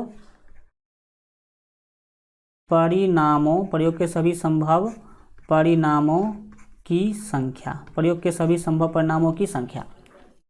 तो यहाँ प्रयोग के सभी संभव परिणामों की संख्या क्या हो सकती है? तो आपने प्रयोग क्या किया है? तो पासा को फेंका है, तो पासा को फेंकिएगा तो क्या क्या रिजल्ट मिल सकता है? 1 मिल सकता है, या 2 मिल सकता है, या 3, या 4, या 5, या 6 मिल सकता है।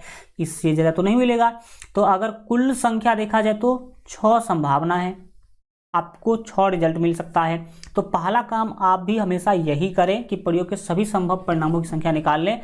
और दूसरा जो घटना है 8 प्राप्त करने की घटना को ई मान लीजिएगा। लिखेंगे माना कि 8 प्राप्त करने की घटना, माना कि 8 प्राप्त करने की घटना ई है।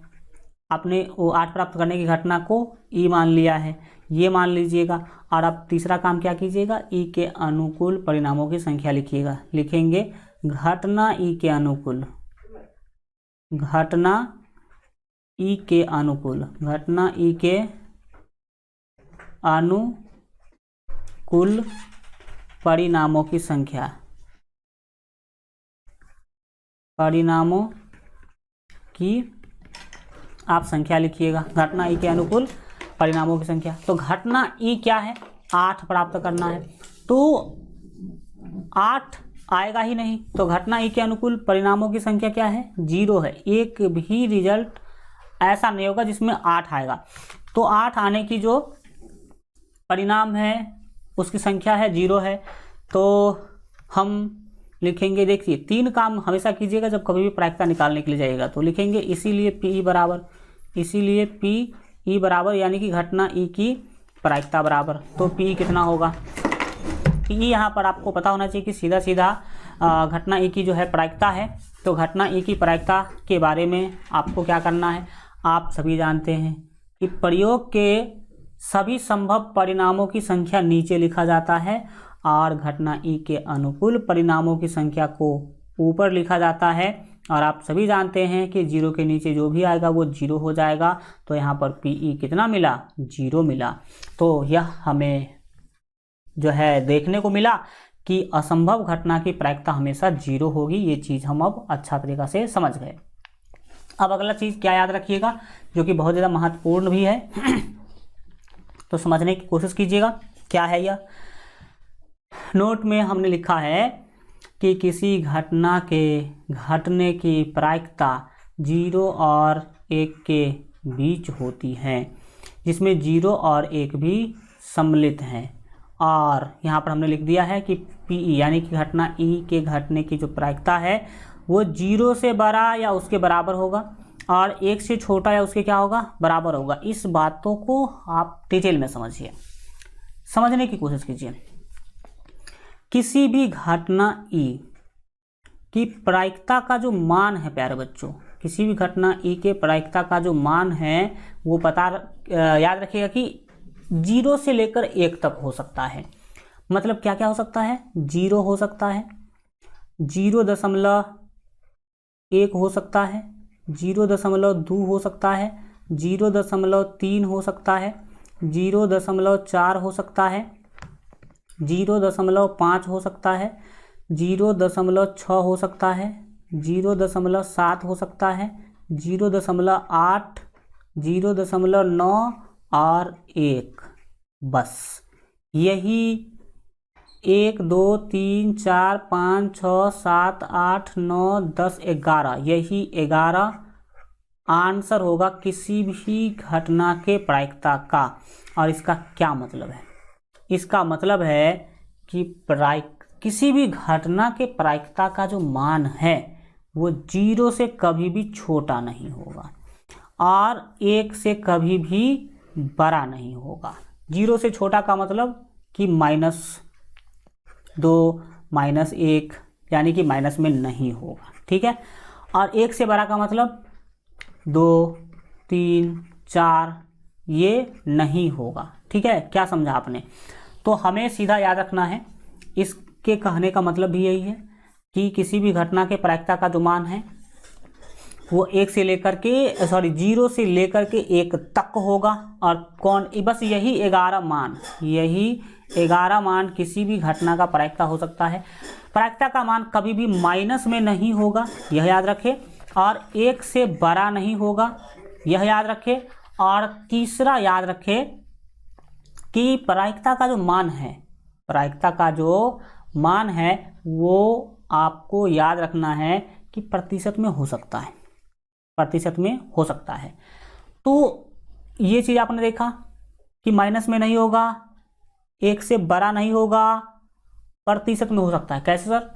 हम यहाँ पर लिख ही देते हैं इस बातों को लिख ही देते हैं, क्योंकि हमारे पढ़ाने का मतलब है पूरे फुल चर्चा के साथ पढ़ाना। तो समझने की यहाँ पर कोशिश कीजिएगा। मैं लिख देता हूँ कि प्रायिकता का मान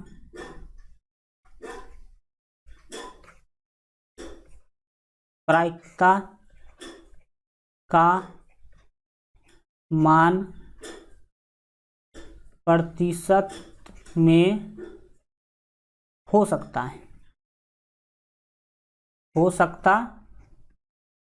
है, लेकिन माइनस में नहीं होगा और 1 से बड़ा नहीं होगा। और दूसरा बात याद रखें कि प्रायिकता का मान बट्टा में भी हो सकता है, बट्टा में भी हो सकता है, जैसे कि 3/4, ठीक है, 5/7, 8/11, ये प्रायिकता का मान बट्टा में भी हो सकता है, प्रायिकता का मान बट्टा में भी हो सकता है।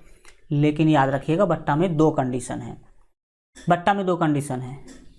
जब कभी भी प्रायिकता का मान बट्टा में दिखे तो यह देखिए कि ऊपर वाला छोटा है कि नहीं, अंश छोटा होगा, हर बड़ा होगा, तब तो वह प्रायिकता का मान होगा। लेकिन कहीं पर अगर लिखा है 5/2, कहीं पर लिखा है 8/3, कहीं पर लिखा है 10/7, तो यहाँ पर क्या देखा आपने? यहाँ देखा कि ऊपर बड़ा है और नीचे छोटा है। ऊपर बड़ा और नीचे छोटा का मतलब है कि ये 1 से बड़ा है, यह 1 से क्या है? बड़ा है, 1 से बड़ा है, इसीलिए इस तरह का वैल्यू प्रायिकता का मान नहीं होगा। और ऊपर छोटा है, नीचे बड़ा है, इसका मतलब यह 1 से छोटा है। यह क्या है?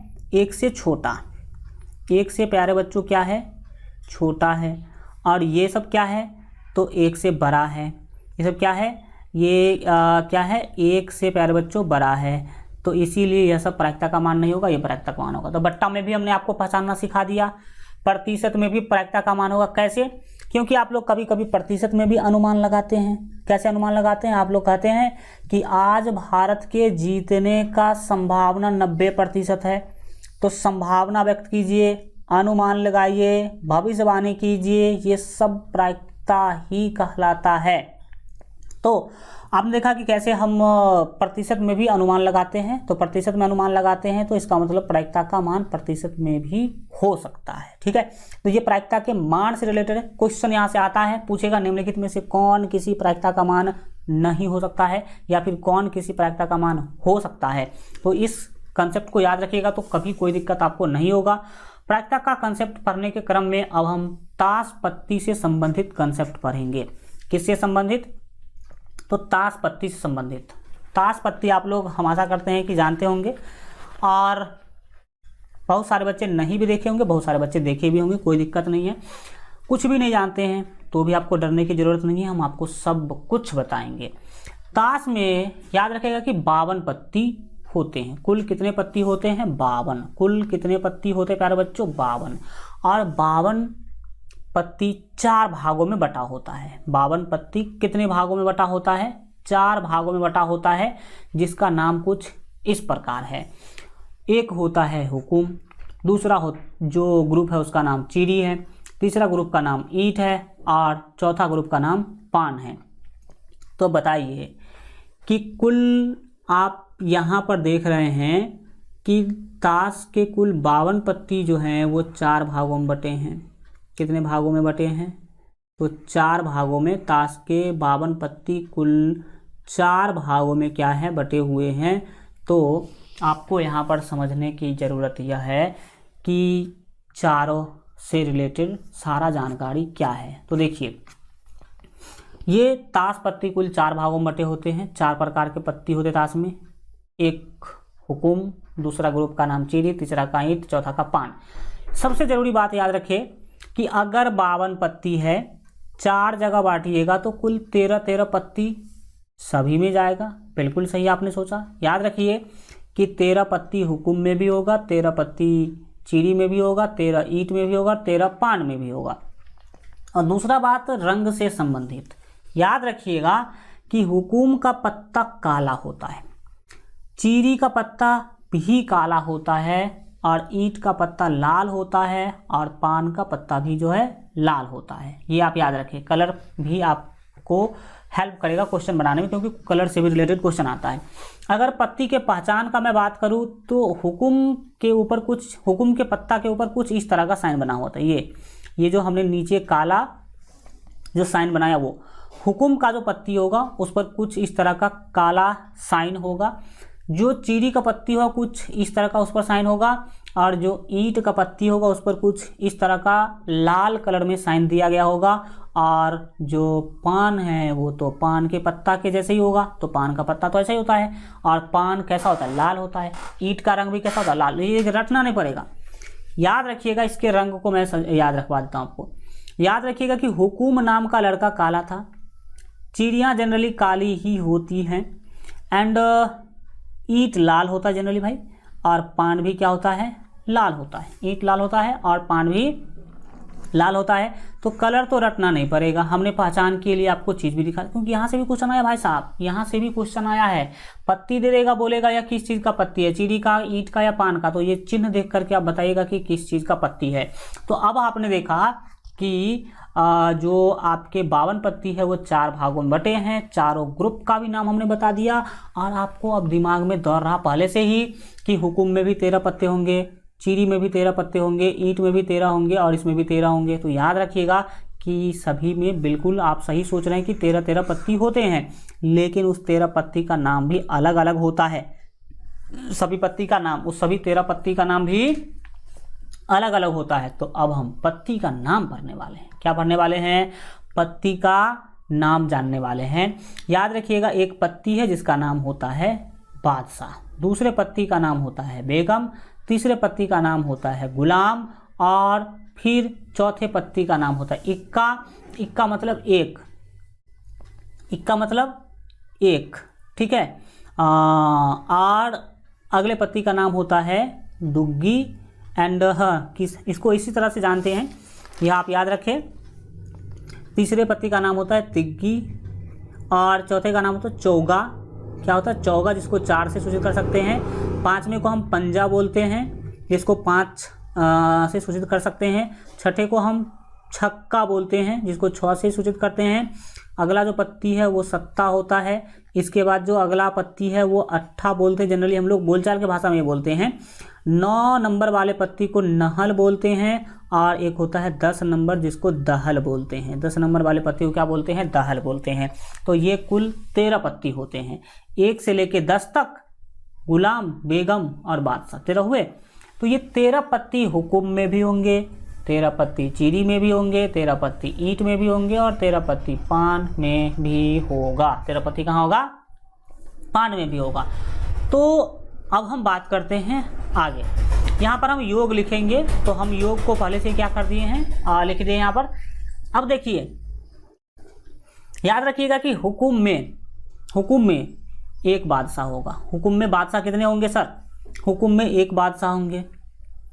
हल्का इसको कलर दूसरा से लिखते हैं ताकि आपको डिफरेंस करने में आसानी हो। काला से तो नहीं लिखेंगे क्योंकि काला मिक्स हो जाएगा भाई। लाल से लिख देते हैं, या फिर लाल से भी नहीं लिखूं, लिख देते हैं लाल से ही। चलो देखिए, याद रखिएगा कि बादशाह जो है वो हुकुम में एक बादशाह होगा, हुकुम में एक बेगम भी होगी, हुकुम में एक गुलाम होगा, एक इक्का होगा, एक दुग्गा, एक तिग्गी, एक चौगा, एक पंजा, एक जो है छठा बोलेंगे, छठा बोलेंगे, एक सत्ता बोलेंगे, एक अट्ठा और एक नहल और एक दहल, ये इतने पत्ती होंगे। तो कुल मिलाकर के हुक्म में कितने पत्ती हो गए सर? 13 पत्ती हो गए। कुल मिला के हुक्म में कितने पत्ती हो गए? 13। फिर याद रखिएगा कि चिड़ी में भी एक बादशाह होगा, एक बेगम होगी, एक गुलाम होगा, एक इक्का होगा, एक दुग्गा, एक तिग्गी, एक चौगा, एक पंजा, एक छक्का, एक सत्ता, एक अट्ठा, एक नहल और एक दहल होगा। नहल और दहल एक होगा। तो यहाँ भी मिलाकर के कुल मिलाकर के 13 पत्ती हो गए आपका चिड़ी में भी। और इसी तरह से एक एक सभी में होगा। ईंट में भी एक बादशाह, एक बेगम, एक गुलाम, एक इक्का, एक दुग्गा, एक तिग्गी, एक चौगा, एक पंजा, एक छट्ठा, एक सत्ता, एक अट्ठा, एक नहल और एक दहल। और कुल मिलाकर के यहाँ भी 13 पत्ती ही होंगे। कुल मिलाकर के यहाँ कितने पत्ती होंगे प्यारे बच्चों? 13 पत्ती होंगे, यह आप याद रखें। अब हम बढ़ते हैं आगे और अगला सीन देखते हैं। पान। पान में भी प्यारे बच्चों एक बादशाह, एक बेगम, एक गुलाम, एक इक्का, एक दुग्गी, एक तिग्गी, एक चौगा, एक पंजा, एक छट्ठा, एक सत्ता, एक अट्ठा, एक नहल और एक दहल होगा। और कुल मिलाकर के यहाँ भी प्यारे बच्चों 13 पत्ती ही होंगे। कुल मिलाकर के यहाँ भी 13 पत्ती होंगे। तो ये है कुल पत्ती। ये कुल कितने हैं? क्या है? पत्ती है। तो ऐसे ऐसे हम जोड़े हैं तो 13 मिला है। नीचे नीचे देख लीजिए, नीचे नीचे क्या मिला है? 13 मिला है। नीचे नीचे क्या मिला है? 13। अब हम क्या करने वाले हैं? तो ये जो वर्टिकल तो हमने जोड़ लिया, तो नीचे हमें 13 मिला है। अब हॉरिजॉन्टल जोड़ने वाले हैं। अगर प्यारे बच्चों आप ऐसे ऐसे ऐसे ऐसे जोड़िएगा तो कितना मिलेगा? देखिए, अगर आप बादशाह देखिए तो कितने बादशाह हैं? तो सर 1 2 3, अच्छा भाई गलत मार दिया हमने टिक, ये नहीं होना चाहिए। ठीक है, देखिए कितने बादशाह हैं? तो एक बादशाह हुकुम में, एक बादशाह चीरी में, एक बादशाह ईंट में और एक बादशाह पान में। तो कुल कितने बादशाह हुए? 4 बादशाह हुए। इसी तरह से एक बेगम हुकुम में है, एक बेगम ईंट में भी, एक बेगम चीरी में भी, एक बेगम पान में भी। तो कुल बेगम भी 4 हो गई। इसी तरह से गुलाम भी हुकुम में एक गुलाम है, चीरी में एक गुलाम है, ईंट में एक गुलाम है और पान में भी एक गुलाम है। तो कितने गुलाम हो गए? कुल 4 गुलाम हो गए। और इसी तरह से इक्का भी कुल 4 होगा, दुग्गा भी कुल 4 होगा, तिग्गा भी 4 होगा एंड चौगा भी कितना होगा सर? 4, पंजा भी 4, छक्का भी 4, सत्ता भी 4, सभी 4 सभी पत्ती कितने होंगे? 4 होंगे। सभी पत्ती कितने होंगे? और दहल भी 4 होगा। अब आप इसको जोड़िए ऐसे, तो 13 का 13 सॉरी 4 दूना 8, 4 तिया 12, 4 पंचे 20, 4 छक्के 24, 4 सत्ते 28, 4 अट्ठे 32, 4 नमा 36, 4 दाहें 40, 4 11 44 और 12 चौके 48, 13 चौके 52। ये सब करिएगा तो 13 हो जाएगा। हल्का एक इसमें मिस्टेक हो गया है। तो सबको जोड़िएगा तो कितना होगा? 52 होगा। सबको यहाँ से लेकर के नीचे से ऊपर तक जोड़िएगा। ये सभी 4 को जोड़िएगा तो कितना होगा? 52 होगा। वो मैं अभी आपको दिखा रहा हूँ कि कैसे 52 होगा। ठीक है, 1 मिनट आप हमें दे दीजिए। ये सभी जोड़ा जाएगा तो कितना होगा सर? 52 होगा। सभी को नीचे से जोड़िएगा तो 52 होगा। और इधर भी 13 13 13 13 13 चौका 52। तो बाएं से भी जोड़ रहे हैं, इधर से भी जोड़ रहे हैं तो 52 आ रहा है, और इधर से भी जोड़ रहे हैं तो 52 आ रहा है। तो ये कुल ये फंडा है ताश पत्ती का। ताश पत्ती के बारे में अगर मैं कुछ बोलना चाहूँ तो अब हम डिटेल में और बताते हैं चीज़। देखिए, आपको याद रखने के योग्य चीज़ है कि कुल 52 पत्ती होते हैं। कुल कितने पत्ती होते हैं? 52 पत्ती। दूसरा याद रखने के योग्य बात है कि 52 पत्ती 4 भागों में बटा होता है, हुकुम, चीरी, ईंट और पान में। तीसरा याद रखने के योग्य बात है कि हुकुम में 13 पत्ते होते हैं, चीरी में भी 13 पत्ते होते हैं, ईंट में भी 13 पत्ते होते हैं और पान में भी 13 पत्ते होते हैं। अगला याद रखने योग्य बात है आपके लिए कि 13 पत्तों का अलग अलग नाम होता है, जिसको हमने यहाँ पर लिखा है। और फिर अगला एक चीज़, अरे भाई चलो ठीक है, वो हम आपको करके देते हैं, टेंशन आप मत लीजिए। हम इस चीज़ों को क्या कर देंगे, जो मिट गया इसको हम पूरा कर देते हैं। और अगला आप बात करें कि आपको क्या ध्यान रखना है, तो आपने देखा कि भाई साहब 13 पत्ती हैं कुल, 13 का अपना अपना नाम है, 13 क्या है, अपना अपना सबका नाम है, बादशाह, बेगम, गुलाम, इक्का से लेके दहल तक। अब आप अगला बात याद रखिएगा कि बादशाह 4 होंगे, बेगम भी 4 होगी, इक्का, गुलाम, सब 4 होंगे, सब पत्ती कितने कितने होंगे प्यारे बच्चों, 4 होंगे। इसके बाद अब सबसे महत्वपूर्ण बात हम आपको बताने जा रहे हैं ताश पत्ती से रिलेटेड। याद रखिएगा कि यह जो पत्ती है 3, यह 3 जो पत्ती है, यही प्यारे बच्चों फेस कार्ड कहलाती है। क्या कहलाती है, फेस कार्ड। यानी कि इसी 3 पत्ती को हम तस्वीर वाला पत्ता कहते हैं। बादशाह होगा तो बादशाह का उस पर फिगर बना होता है, तो तस्वीर वाला कहलाएगा। बेगम है तो बेगम आदमी भाई साहब, तो इसका भी फिगर बना होता है। और गुलाम भी आदमी होता है तो इसका फिगर बना होता है। याद रखें कि जो भी आदमी है इसमें पत्ती में, जो भी आदमी है, मनुष्य है, वो उसका तस्वीर होगा उस पर, और इक्का दुक्का का कोई तस्वीर नहीं होगा। तो इसीलिए बादशाह, बेगम और गुलाम को तस्वीर वाला पत्ता कहते हैं। बादशाह, बेगम और गुलाम को क्या कहते हैं, तस्वीर वाला पत्ता कहते हैं। तो इसका मतलब ये तीनों तस्वीर वाला पत्ता है, तो कुल तस्वीर वाला पत्ता हो गया 12। कुल तस्वीर वाला पत्ता क्या हो गया, 12 हो गया, ठीक है। और कुल तस्वीर वाला पत्ता 12 हो गया। अब हम रंग पर बात करते हैं। किस पर बात करते हैं, रंग पर। रंग पर बात करने के लिए अगर जाएंगे तो याद रखिएगा कुल पत्ती 52 होते हैं। कुल पत्ती कितने होते हैं, 52 होते हैं। और 52 पत्ती के बारे में आपको याद रखना है कि 52 में से आधा तो होगा प्यारे बच्चों काला, ये वाला क्या होगा, काला होगा, और आधा ये सभी पत्ती लाल होंगे। यानी कि 52 में 26 काला, लाल और 26 काला, 26 लाल और 26 काला होगा।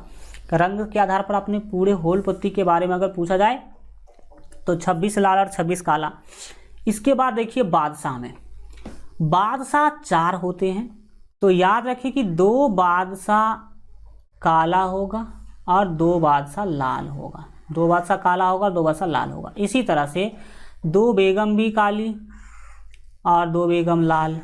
सभी पत्ती जैसे कि 4 है तो 2 लाल 2 काला, 2 लाल 2 काला, 2 लाल 2 काला, 2 लाल 2 काला। इसी तरह से दहल भी प्यारे बच्चों 2 लाल होगा और 2 काला होगा। तो रंग से रिलेटेड आपने याद रखा। दूसरा बात याद रखें कि तस्वीर वाला पत्ता कुल 12 होते हैं, तो 12 में याद रखेंगे कि 6 लाल होगा और 6 काला होगा। इतना सारा शब्द जो हमने बोला, अगर आप इतना याद रखिएगा तो हो जाएगा बहुत ही अच्छी वाली जो है आपका ज्ञान। ये ताश पत्ती जो था 4 भागों में बटा था, इसको हम यहाँ पर क्या कर देते हैं, दिखा देते, क्योंकि मिट गया था भाई साहब बीच में ये, ठीक है, बीच में क्या हो गया था, मिट गया था। तो यह चीज़ आपने क्या किया, सीखा। अब बढ़ते हैं प्यारे बच्चों आगे। ताश पत्ती से रिलेटेड ही कुछ पॉइंट है जो हम आपको समझा देते हैं, भूलेंगे नहीं। क्या नहीं भूलेंगे, वैसे तो भूलना कुछ भी नहीं है, लेकिन फिर भी इसे आप खास करके याद रखिएगा कि बादशाह, बेगम, गुलाम को फेस कार्ड कहते हैं। फेस कार्ड को हिंदी में तस्वीर वाला पत्ता कहते हैं। इसके बाद कुल फेस कार्ड की संख्या 12 है, और बिना फेस वाले कार्ड की संख्या तब हो जाएगी प्यारे बच्चों 40, क्योंकि 52 में से 12 घटाएगा तो 40 मिलेगा। 52 है कुल पत्ती, उसमें से फेस कार्ड घटा दीजिए तो बिना फेस वाला बच जाएगा। इसके याद रखिए कि चारों समूहों, हुकुम, ईंट, पान और चीरी में 3-3 फेस कार्ड होते हैं। यानी कि आप देख ही लो फिगर में ही आकर के, देखिए बादशाह में, सॉरी हुकुम में 3 फेस कार्ड हुआ, चीरी में 3 फेस कार्ड हुआ, ईंट में भी 3 फेस कार्ड हुआ, और पान में भी 3 फेस कार्ड, क्योंकि बादशाह, बेगम और गुलाम तो सभी में एक एक हैं, तो इसी लिहाज से आप ये चीज़ समझ पाएँ। एंड अब हम बढ़ जाते हैं आगे, और आगे कुछ महत्वपूर्ण बिंदुओं पर फिर से क्या करेंगे, बात करेंगे। क्या है भाई साहब, प्रायिकता ज्ञात करने के लिए कार्यकारी नियम बता रहे हैं, वर्किंग रूल बता रहे हैं कि जब कभी भी आपको प्रायिकता से रिलेटेड क्वेश्चन पूछा जाएगा तो आप उसको कैसे सॉल्व कीजिएगा, इससे संबंधित हम नियम क्या करने वाले हैं, सीखने वाले हैं। तो देखिए, कोई भी प्रायिकता का क्वेश्चन आए तो सबसे पहला काम क्या कीजिएगा, प्रयोग के सभी संभव परिणामों की संख्या ज्ञात कर लीजिएगा। दूसरा काम क्या कीजिएगा कि जो घटना है उसको ई मान लीजिएगा, और तीसरा काम कीजिएगा कि घटना ई के अनुकूल परिणामों की संख्या ज्ञात कर लीजिएगा। और चौथा, यहाँ पर एक स्टेप छोड़ दिए, लिखिएगा, समझ लीजिएगा कि चौथा में क्या करना है, आपको 2 को 1 से भाग देना है, यानी कि जो घटना ई के अनुकूल परिणामों की संख्या है उसको प्रयोग के सभी संभव परिणामों की संख्या से भाग देंगे। और मेरा बेस्ट कंसेप्ट क्या है कि भाई साहब इस वाले टॉपिक से रिलेटेड कि कुल संभावना को नीचे रखना है और अपना संभावना ऊपर रखना है। अपना संभावना मतलब जिस घटना की प्रायिकता निकालना चाहते हैं उसका संभावना ऊपर रखना है, उसका संभावना कहाँ रखना है, ऊपर रखना है। इससे रिलेटेड एक क्वेश्चन करके देख लेते हैं। क्वेश्चन आ गया आपके सामने में, क्या बोल रहा है क्वेश्चन बोल रहा है कि एक पासा को एक बार फेंकने पर एक सम संख्या प्राप्त करने की प्रायिकता क्या होगी। देखिए, वेरी वेरी इंपॉर्टेंट क्वेश्चन आ गया। जब हम प्यारे बच्चों हल करने के लिए जाएंगे तो हमने आपको बताया है वो 3-4 स्टेप ही आपको करना है। लिखेंगे यहाँ, सबसे पहले हम क्या करेंगे, तो हम प्रयोग के सभी संभव परिणामों की संख्या लिखेंगे। तो लिखेंगे यहाँ प्रयोग के सभी संभव परिणामों की संख्या, प्रयोग के सभी संभव परिणामों की संख्या। तो बताइए सभी संभव परिणाम की संख्या क्या हो सकती है। पासा फेंकिएगा तो 1, 2, 3, 4, 5 या 6 में से कुछ भी आ सकता है, तो कुल संभावना तो 6 है। अब आपको किसकी प्रायिकता निकालना है, तो एक सम संख्या प्राप्त करने की प्रायिकता निकालना है। तो सम संख्या प्राप्त करने की घटना को ई मान लेंगे। दूसरा काम में लिखेंगे माना कि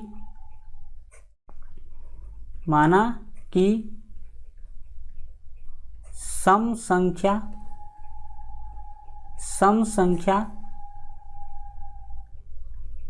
प्राप्त करने की घटना ई है। हमने मान लिया कि सम संख्या प्राप्त करने की घटना ई है। अब आपको घटना ई के अनुकूल क्या, तो घटना ई के अनुकूल, ठीक है, अनुकूल संभव परिणामों की संख्या लिखना है। संभव परिणामों की संख्या लिखना है। तो बताइए घटनाएं क्या है, सम संख्या। अब सम संख्या आने की संभावना कितनी, जब आप पासा को उछालते हैं तो सम संख्या आने की संभावना कितना। देखिए सम संख्या इसमें 4 है, 3, 2, 4 और 6। अगर 2 आ जाए तो भी आप कहिएगा कि सम संख्या आ गया, अगर 4 आ जाए तो भी कहिएगा कि सम संख्या आ गया, और अगर 6 आ जाए तो भी कहिएगा कि सम संख्या आ गया। यानी कि सम संख्या आने की जो संभावना है वो 3 है, क्योंकि इस तीनों में से कोई भी ऊपर आ जाएगा ना तो आप बोलिएगा कि सम संख्या आ गया।